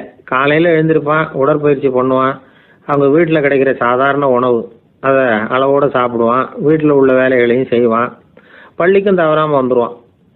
அவனுக்கு கூட பிறந்த சகோதர சகோதரிகள் 8 பேர். எல்லாரும் தன்னம்பிக்கையோட அவங்க வேலையை செஞ்சுக்கிட்டு இருந்தாங்க. இந்த பையன் எப்பவும் உண்மையை தான் பேசுவான், கடமையை ஒழுங்கா செய்வான். ஆசிரியர்களுக்கு இவனை ரொம்ப பிடிக்கும். அதனால இவனை அந்த பள்ளிக்கூடத்து மாணவர் தலைவனா ஆக்கியிருந்தாங்க. இது அந்த பெரிய இடத்து பையனுக்கு பிடிக்கல. மாணவர் தலைவனுக்கு பணிஞ்சு போறதுக்கும் அவனுக்கு விருப்பம் இல்லை. ஒரு நாள் வகுப்புல ஆசிரியர் எல்லா மாணவர்களுக்கும் ஒரு வேலை கொடுத்தார். எல்லாரும் அதை சுறுசுறுப்பா செஞ்சுக்கிட்டு இருக்கிறாங்க. இவன் மட்டும் சோம்பலா உட்காந்துருக்கிறான். ஆசிரியர் அந்த பக்கமா வந்தார். இதை பார்த்துட்டார். உடனே மாணவர் தலைவனா இருக்கிற அந்த ஏழை பையனை கூப்பிட்டார். இந்த பாருப்பா, ஏன் அந்த பையன் இப்படி சும்மா உட்காந்துருக்கிறான், என்னன்னு விசாரிச்சு சொல்லு அப்படின்னு சொல்லிவிட்டு உள்ள போயிட்டார். இவன் மெதுவா போய் அவன்கிட்ட விசாரிச்சான், ஏன் இப்படி சோர்ந்து போய் உட்காந்துருக்கிற அப்படின்னு. அவன் ரொம்ப அலட்சியமா இவனை திரும்பி பார்க்கறான். என்னோட சிரமம் உனக்கு என்ன தெரியும்? வீட்டில் என்னுடைய சௌகரியங்களை கவனிக்கிற வேலையாட்கள் 2 பேரும் இன்னைக்கு வேலைக்கு வரல. அதனால என்னோட வேலையெல்லாம் நானே கவனிக்கிற மாதிரி ஆயிட்டுது. அதனால சோர்ந்து போயிட்டேன் அப்படின்னு நான். அப்புறம் கேட்டிருக்கான், அது சரி, உன்னுடைய வீட்டில் உன்னுடைய வேலைக்காரங்க வராத போது நீ எப்படி சமாளிக்கிற அப்படின்னு கிண்டலாக கேட்டிருக்கான். அதாவது இவன் ஏழைங்கிறதையும் இவன் வீட்டில் வேலை செய்யறதுக்கு யாரும் இல்லைங்கிறதையும் இப்படி சொல்லி கிண்டல் பண்ணுறான். இந்த ஏழை பையனுக்கு இது புரிஞ்சுது, மனசு வேதனை போட்டுது. இருந்தாலும் வெளியில் காட்டிக்காமல் சிரிச்சுக்கிட்டே சொன்னானா, எனக்கு அந்த கவலையே கிடையாது, என்னுடைய உதவிக்கு நான் நினைச்ச உடனே என்னுடைய காரியத்தை செய்யறதுக்கு 8 பேர் எப்பவும் தயாராக இருப்பாங்க அப்படின்னு. இவன் இப்படி சொன்னதும் அவனுக்கு ஒரு மாதிரி ஆயிட்டு தான், தலையை குனிஞ்சுக்கிட்டே போயிட்டான். உள்ளே உட்காந்துருந்த ஆசிரியர் காதில் இது விழுந்தது. உடனே இந்த ஏழை பையனை உள்ளே கூப்பிட்டு போனார், கேட்டார், என்னப்பா அப்படி சொல்கிற? இவன் பொய் சொல்ல மாட்டாங்கிறது அவருக்கு தெரியும், அவனை சமாளிக்கிறதுக்காக இப்படி ஒரு பொய்யை சொல்லியிருப்பாங்கிறதையும் அவரால் ஏற்றுக்க முடியல. ஏன்பா நீ நினைக்கிற காரியத்தை செய்ய 8 பேர் தயாராக இருக்கிறதா சொன்னியே, உன்னுடைய சகோதர சகோதரிகளை குறிப்பிட்டு அப்படி சொன்னியா அப்படின்னு கேட்டார். இல்லைங்க ஐயா, நான் அவங்கள குறிப்பிட்டு அப்படி சொல்லலைன்னா. அப்படின்னா பொய் சொன்னியா? இந்த சின்ன விஷயத்துக்கு அப்படி பொய் சொல்லலாமான்னார். ஐயா நான் பொய்யும் சொல்லலைன்னா. இவன் அப்படின்னா நீ சொன்னதுக்கு என்ன அர்த்தம்னார். இப்போ அந்த பையன் சொல்கிறான், ஐயா நான் நினைக்கிறத செய்து முடிக்க என் கூட இருக்கிற அந்த 8 பேர் யாருன்னா 2 காலு 2 கை வாய் மூக்கு கண்ணு காது ஆக மொத்தம் 8. இவங்க தான் அந்த வேலை ஆட்கள். நான் சொல்கிறத செய்யறதுக்கு, நான் சொல்கிறத கேட்கறதுக்கும் செய்யறதுக்கும் அவங்க எப்பவும் தயாராக இருக்காங்க. அந்த அளவுக்கு என்னுடைய பயிற்சிகள் பழக்க வழக்கங்கள் மூலமாக அவங்கள நல்ல நிலைமையில் வச்சிருக்கிறேன் அப்படின்னா. இந்த கதையை சுவாமி சின்மயானந்தர் சொல்கிறது வழக்கம். இயற்கை நமக்கு கொடுத்துருக்கிற வேலையாட்கள் இந்த 8, இவங்களை நல்ல முறையில் வச்சிருந்து வேலை வாங்க வேண்டியது நம்முடைய கடமை. அந்த கடமையை ஒழுங்காக செஞ்சுக்கிட்டு வந்தால் வாழ்க்கையில் வெற்றி நிச்சயம், இல்லைன்னா குழப்பம்தான்.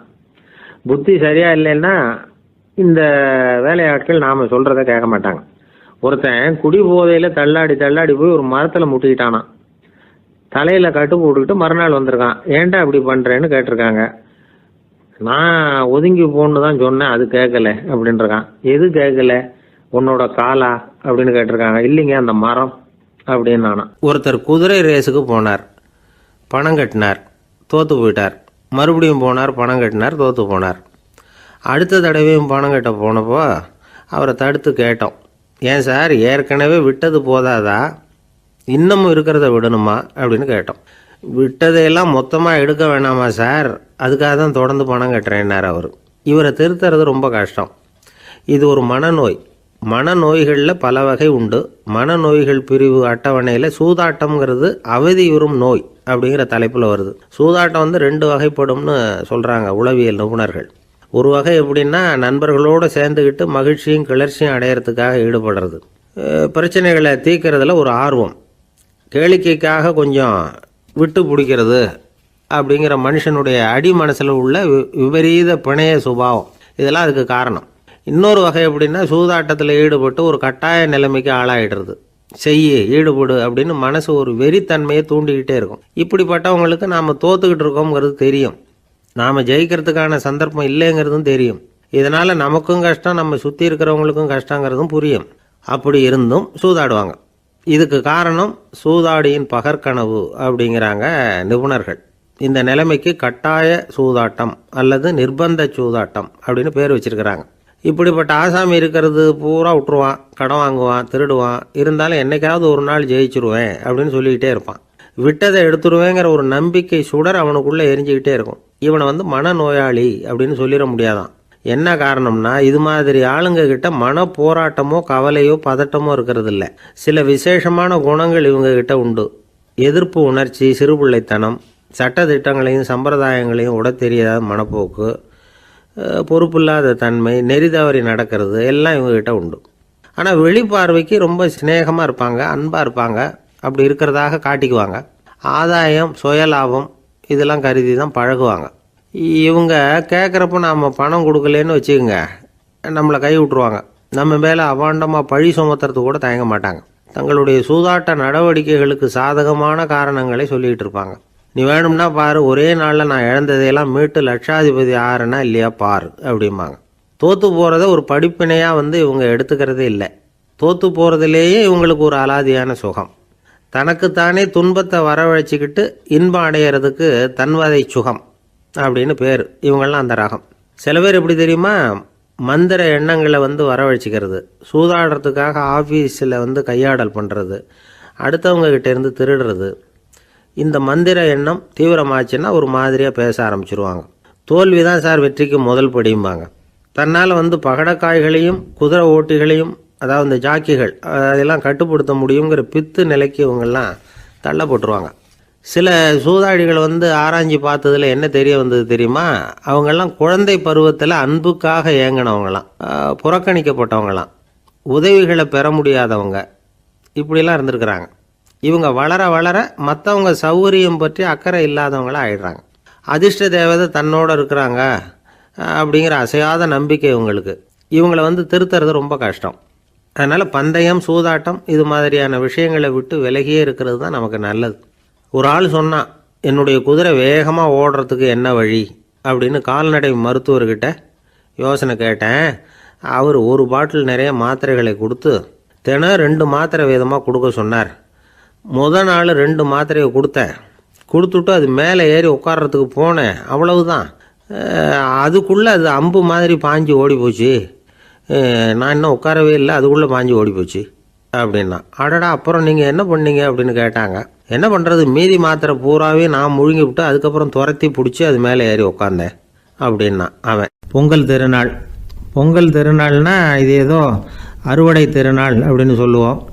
அதாவது வருஷம் பூரா நாம் பாடுபட்டு அதனுடைய பலனை அனுபவிக்கிற நாள் அப்படிங்கிறது நாம் சொல்லிகிட்டு இருக்கிறது. இது முக்கியமாக இது வந்து ஒரு நன்றி அறிவிப்பு நாள் அப்படின்னு சொல்லுவாங்க. இன்றைக்கி வந்து நிறைய நன்றி அறிவிப்பு கூட்டம்லாம் நடந்துக்கிட்டு இருக்குல்ல, அது மாதிரி விவசாயிகள் நடத்துகிற ஒரு நன்றி அறிவிப்பு விழா இது. யாருக்கு நன்றி சொல்கிறாங்கன்னா ஆதவனுக்கு. அதாவது சூரியன் இல்லைன்னா விவசாயம் இல்லை. அதனால் ஆதவனுக்கு நன்றி செலுத்துகிற நாளாக இந்த பொங்கல் திருநாளை நாம் கொண்டாடுறோம். அதாவது இந்த பொங்கலில் வந்து விவசாயிகள்கிட்டேருந்து நிறைய பண்புகளை நாம் தெரிஞ்சுக்க வேண்டிய நாள் இது. விவசாயிகள் வந்து அவங்க விவசாயம் முன்னேறி இருக்கிற அளவுக்கு விவசாயிகளுடைய வாழ்க்கை தரம் முன்னேறலை. அந்த அளவுக்கு அவர்கள் வந்து நாட்டுக்காக உழைச்சிக்கிட்டு இருக்கிறாங்க. அந்த காலத்திலே அதை பற்றி ஒரு கதை சொல்கிறது உண்டு. ஒரு வயசான ஆள் நிலத்தில் ஏறு உழுதுகிட்டு இருந்தாராம். கிழிஞ்சு போன ஒரு சின்ன துண்டை தான் இடுப்பில் கட்டியிருந்தாராம். தலையில் ஒரு கந்தலை சுற்றி இருந்தார். உடம்பு பூரா சேரு, ரொம்ப ஏழை. ஏறு ஓட்டிகிட்டு இருக்கிறவர் வேறு எப்படி இருப்பார்? இருந்தாலும் அந்த ஆள் ரொம்ப ஜாலியாக பாட்டு பாடிக்கிட்டே ஏறு உழுதுகிட்டு இருந்தாராம்.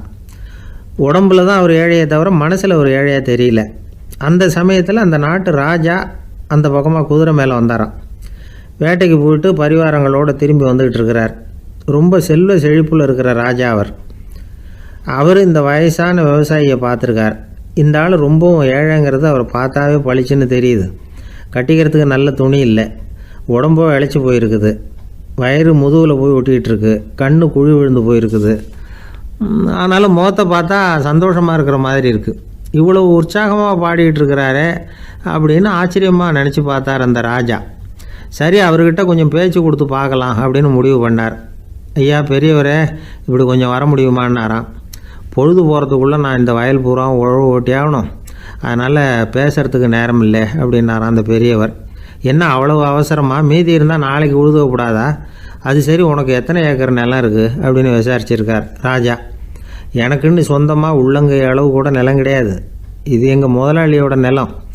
இதை பூராவும் உழுது முடித்தாதான் அவர் கூலி கொடுப்பார். நான் கூலிக்கு உழுதுகிட்டு இருக்கிறேன். உங்ககிட்ட பேசிக்கிட்டு இருந்தால் அவருக்கு துரோகம் பண்ணது மாதிரி ஆகிடும் அப்படின்னாராம். ராஜா குதிரையை விட்டு கீழே இறங்கினார். வரப்பில் நடந்து அந்த பெரியவர்கிட்டே போனாராம். சரி, ஒரு நாள் பூரா உழுதா உனக்கு எவ்வளவு கூலின்னு கேட்டிருக்கார். 8 அணா கூலி கிடைக்கும்னாராம் அவர். இது ரொம்ப காலத்துக்கு முன்னாடி நடந்த ஒரு சம்பவங்கிறதுனால அப்போ 8 அணா கூலிங்கிறது ரொம்ப பெருசு. இருந்தாலும் அதுவும் அந்த ராஜாவுக்கு பெரிய கூலியாக தெரியல. இவ்வளவு தானா, இதை வச்சுக்கிட்டு நீ எப்படி காலம் தள்ளுற அப்படின்னாராம். ஒன்றும் கவலை இல்லை அப்படின்னாராம் அவர். ராஜாவுக்கு ரொம்ப ஆச்சரியமாக போச்சு. 8 அணா கூலி வாங்குகிற இந்த ஆள் கவலை இல்லாமல் இருக்கிறார், ஏராளமான வசதியோடு இருக்கிறன்னா கவலை இல்லாமல் வாழ முடியலையே அப்படின்னு நினச்சி பார்த்துருக்கார். அது சரி, 8 அணாவில் எப்படி குடும்பம் நடத்துகிற அப்படின்னு கேட்டாராம். எனக்கு கிடைக்கிற 8 அணாவில் 2 அணா குடும்பத்துக்கு செலவழிக்கிறேன், 2 அணா பழைய கடனுக்கு கொடுக்குறேன், 2 அணா வந்து தர்மம் செய்கிறேன், 2 அணா வட்டிக்கு கொடுக்குறேன், ஒரு குறையும் இல்லைன்னாராம். ராஜாவுக்கு ஒன்றும் புரியல. எனக்கு ஒன்றும் புரியலையேன்னு இருக்கார். ஐயா, எனக்கும் என் மனைவிக்கும் 2 அணா செலவாகுது. வயசான அம்மா அப்பா இருக்கிறாங்க, சின்ன வயசில் என்னை காப்பாற்றினவங்க அவங்க. அந்த கடனுக்கு 2 அணா செலவாகுது, அது பழைய கடன். என் தங்கச்சி ஒருத்தி ஆதரவு இல்லாத நிலைமையில் தன்னுடைய மகனோட என் வீட்டில் வந்துருக்கிறா. அவளுக்கும் அவள் மகனுக்கும் 2 அணா செலவு பண்ணுறேன், அது தர்மம். எனக்கு 2 பிள்ளைங்க இருக்கிறாங்க, அவங்களுக்கு 2 செலவு பண்ணுறேன், அது வட்டிக்கு கொடுக்கறது மாதிரி. பிற்காலத்தில் அவங்க எங்களை காப்பாற்றுவாங்க. அந்த வகையில் நான் திருப்தியோடு வாழ்ந்துக்கிட்டு இருக்கிறேன் அப்படின்னாராம். ராஜாவுக்கு அர்த்தம் புரிய ஆரம்பிச்சுதான். அந்த பெரிய நிலத்தை விலை கொடுத்து வாங்கி அந்த பெரியவருக்கே தானமாக கொடுத்துட்டாராம். இப்போ உழுதவருக்கே நிலம் சொந்தமாயிட்டுது. அன்னையிலேருந்து அரசனுக்கும் ஆறுதல் கிடைச்சிதான். இப்படி ஒரு கதை சொல்லுவாங்க. 8 வருமானத்தை வச்சுக்கிட்டு எப்படி காலத்தை தள்ளுறதுன்னு சொல்கிறதுக்காக இந்த கதையை சொல்கிறதாக யாரும் தப்பாக நினச்சிக்கக்கூடாது. கிடைக்கிறத எப்படி பங்கு போடுறார், எப்படி திருப்தியாக வாழறார் அப்படிங்கிறது தான் முக்கியம். அது மாதிரி இன்றைக்கு இந்த பொங்கல் திருநாளில் உழவர்கள் மனசு மகிழ்ச்சியாக இருந்ததுன்னா அது எல்லாரும் மகிழ்ச்சியாக இருக்கிறது மாதிரி அர்த்தம். அதனால் அவர்கள்ட்டேருந்து நாம் பாடம் கற்றுக்கணும். சில உழவர்கள் தங்கள் நிலத்தில் விளையிறத தாங்கள் சாப்பிட மாட்டாங்க. அடுத்தவங்கள்ட்ட விற்றுட்டு சந்தையில் போய் வேறு அரிசி வாங்கிட்டு வந்து தான் இவங்க சாப்பிடுவாங்க. அப்படிப்பட்ட விவசாயிகள்லாம் இது உண்டு. பங்கிடுகிற பண்பை உழவர்கள்ட்டேருந்து கற்றுக்கொள்ளுங்கள் அப்படிம்பாங்க. ஒரு ஆள் நிம்மதியாக மகிழ்ச்சியாக இருந்தானா, உங்கள் நிம்மதிக்கும் மகிழ்ச்சிக்கும் என்ன காரணம்னு கேட்டிருக்கார் இன்னொருத்தர். என்கிட்ட இருந்தது பூராவையும் என் பிள்ளைங்களுக்கு சமமாக பங்கு போட்டு கொடுத்துட்டேன், எனக்குன்னு எதுவுமே வச்சுக்கல, அதுதான் நிம்மதிக்கு காரணம்ன்றிருக்கான். உங்ககிட்ட இருந்தது எவ்வளவு இருந்தது அப்படின்னு கேட்டிருக்காரு அவர். மொத்தமாக ஒரு 50,000 ரூபா இருக்கும் அப்படின்னு இருக்கான். அவ்வளவும் பணமாகவே இருந்ததா அப்படின்னு கேட்டிருக்காங்க இவங்க. இல்லைங்க, அவ்வளவும் கடன், அதை தான் பிரித்து கொடுத்துருக்கேன் பிள்ளைங்க கிட்ட அப்படின்னு நானும். அவன் அந்த மரத்தின் உச்சியில் ஒரு பறவை கூடு, ஏதோ ஒரு பறவை கூடு கட்டியிருந்தது. அது என்ன பறவைன்னா ராஜாளி. ஒரு குரங்கு அந்த மரத்து கிளையில தாவி தாவி குதிச்சுக்கிட்டு இருந்தது. அப்போ இந்த கூட்டில் இருந்த முட்டை அது கண்ணில் போட்டுவிட்டுது. அதுக்கப்புறம் அது சும்மா இருக்குமா, விளையாட்டா ஒரு முட்டையை எடுத்தது, மரத்தை விட்டு கீழே இறங்குச்சு. கீழே ஒரு குப்பை மேட்டில் ஒரு கோழி சில முட்டைகளை அது பாட்டுக்கு இட்டு வச்சிருந்தது. குரங்கு தன் கையில் இருந்த ராஜாளி பறவையோட முட்டையை அந்த கோழி முட்டைகளோட சேர்த்து போட்டுட்டு போயிட்டுது. கோழி வந்தது, பார்த்தது, அதுக்கு ஒன்றும் வித்தியாசம் புரியல. தன்னுடைய முட்டைகளோட சேர்த்து அந்த ராஜாளி முட்டையையும் சேர்த்து அடைகாத்துது. கொஞ்ச நாள்ல குஞ்சுகள்லாம் பொரிச்சுது, எல்லாம் முட்டை விட்டு வெளியில வந்தது. ராஜாளி பறவையோட குஞ்சு அந்த கோழி குஞ்சுகளோடவே சேர்ந்து வளர்ந்தது. மற்ற கோழி குஞ்சுகள் போலவே இதுவும் குப்பையை கிளறிச்சு புழு பூச்சிகளை சாப்பிட்டுது. காக்கைகள் தாக்கிறதுக்கு வந்ததுன்னா மற்ற கோழி குஞ்சுகள் மாதிரியே இதுவும் பயந்து போய் தாய் கோழியின் சிறகுகளுக்கு உள்ள ஒளிஞ்சுக்கும். இப்படியே கொஞ்ச காலம் போச்சு. குஞ்சுகள்லாம் வளர்ந்து பெருசாயிட்டுது. சிலது சேவல்களாச்சு, சிலது கோழிகளாச்சு. அந்த ஒன்று மட்டும் ராஜாளி ஆச்சு. ஆனா ஒரு விஷயம், தான் ஒரு ராஜாளிங்கிறது அந்த பறவைக்கு தெரியாது. தன்னையும் ஒரு கோழின்னே அது நினைச்சுக்கிட்டு இருக்கு. அப்படி நினைச்சுக்கிட்டு குப்பை மேட்டை கிளறிக்கிட்டு இருக்கு. ஒரு நாள் சாயந்தர நேரம் இந்த ராஜாளி பறவை கீழே அது பாட்டுக்கு வழக்கம் போல குப்பையை கிளறிக்கிட்டு இருக்குது. அப்போ அண்ணாந்து பாக்குது. வானத்துல உயரத்துல கூட்டமா ராஜாளி பறவைகள் உல்லாசமா வட்டம் அடிச்சு பறந்துகிட்டு இருக்கு. அதே இது பாக்குது. இதுக்கு மனசுக்குள்ள ஏக்கமா போச்சான். அப்போ இதுக்கு ஆண்டவன் பேர்ல கோபம் வந்துதான். ஆண்டவனுக்கு என் பேர்ல ஏன் இந்த ஓர வஞ்சனை, என்னையும் ஒரு ராஜாளியா படைச்சிருந்தா நானும் கூட இந்நேரம் ஆகாயத்துல உல்லாசமா பறந்துகிட்டு இருப்பேனே அப்படின்னு நினைச்சு வருத்தப்பட்டுதான். இது வேடிக்கையா இருக்குல்ல. ஒரு வகையில பார்த்தா நாம கூட இந்த ராஜாளி பறவை மாதிரி தான் வாழ்ந்துகிட்டு இருக்கோம் அப்படிங்கிறார் ஒரு உளவியல் நிபுணர். நம்மால எவ்வளவு வேலை செய்ய முடியும் அப்படின்னு நாம நினைச்சுக்கிட்டு இருக்கிறோமோ அதை விட பல மடங்கு நம்மால வேலை செய்ய முடியுமா, பல மடங்கு வேகமாகவும் வேலை செய்ய முடியும் அப்படிங்கிறார் அவர். நம்முடைய முழுமையான பலம் என்னங்கிறது நமக்கே தெரியறது இல்லை, அதுதான் கஷ்டம். நம்முடைய பலம் தெரியாததுனாலதான் நாம எதுக்கு எடுத்தாலும் பயந்துகிட்டு இருக்கிறோம். ஒரு ஆள் இருந்தான், அவனுக்கு எப்படின்னா கோழியை கண்டா பயப்படுவான்.